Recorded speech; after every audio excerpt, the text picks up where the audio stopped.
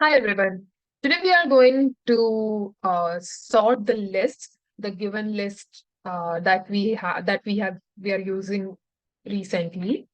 We have an inbuilt function, inbuilt method sort, which we can use to just sorting the list alphanumerically.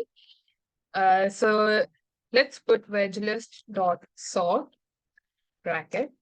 Now we are going to print the list here. So as we can see, the list is sorted alphanumerically. Capsicum is at first because C is there, and then A, so capsicum, carrot, and then P comes first. P comes before R, so capsicum is first. Now we can also sort the list in reverse.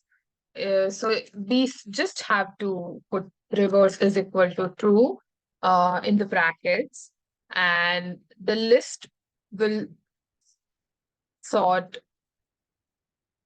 in the descending order. So that's how we can sort the list in ascending and descending order. Thank you so much.